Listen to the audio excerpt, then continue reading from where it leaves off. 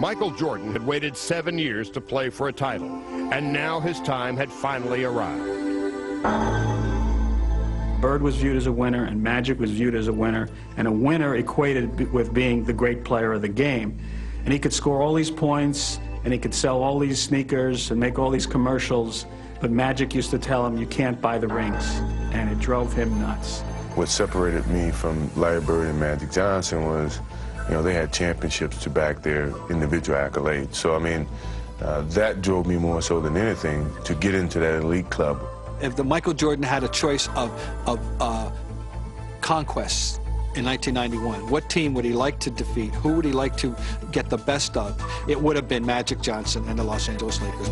To go against the guy who had won more than anybody else, I think was a huge challenge for Michael. Adding to the allure of the matchup was the fact that Magic and Michael had captured the league's last 5 MVPs, and their meeting would set the stage for an unprecedented media frenzy. This series tends to be, at least in the public mind, Air Jordan against the Magic Man. There's no question you're not going to avoid the Magic-Michael thing. It couldn't have been more perfect, as these charismatic figures were more than willing to play along with the media's storyline. Look who we have walking into the station. Magic Johnson, how are you? How's it going? What's going on, partner? How you been, man?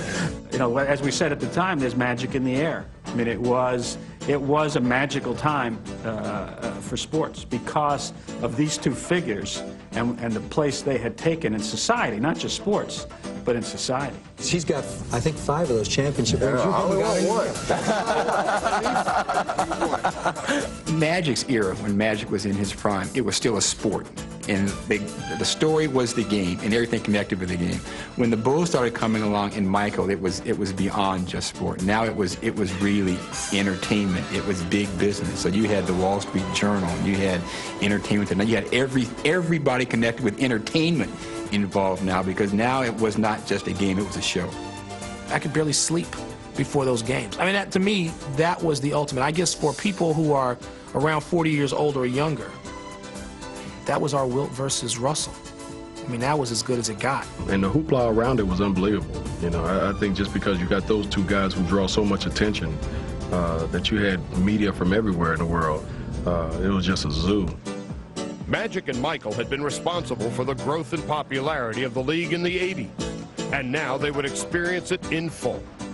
It was bigger in terms of publicity-wise than any other series that I had been in before. This is what you live for, to play Michael Jordan in the finals.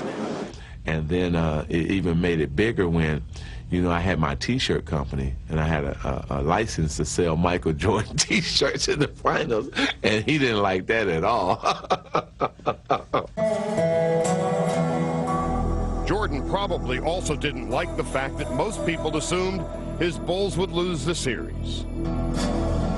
Because the NBA history up to that point said that in order for you to succeed, you must first fail. A lot of people just assumed that the Bulls were in their first trip to the finals. They were going to experience failure.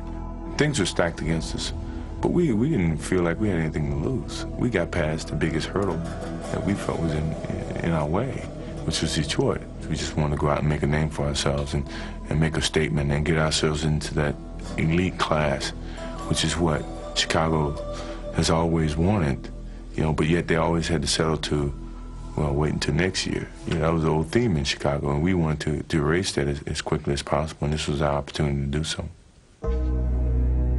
The series opened on Sunday afternoon, June 2nd.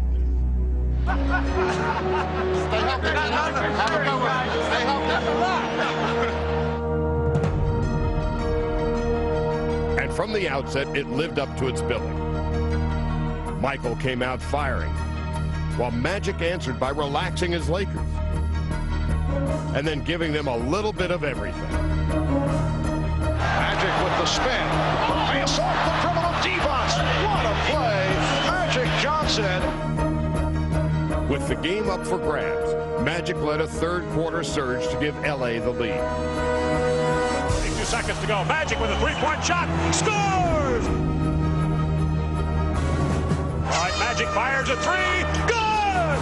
Magic Johnson has taken over with 2 3-pointers in the last minute and a half of the third period. The fourth quarter would be Michael's time to respond. Don't leave Michael alone here.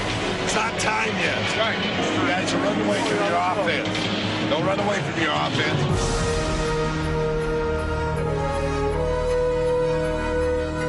Mirroring Magic, Michael brought the Bulls all the way back. Jordan guarded by Scott.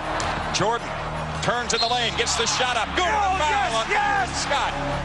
The stage was set for a classic finish. We got the lead. Right. They got to score. They can shoot a jump shot to beat us. Right.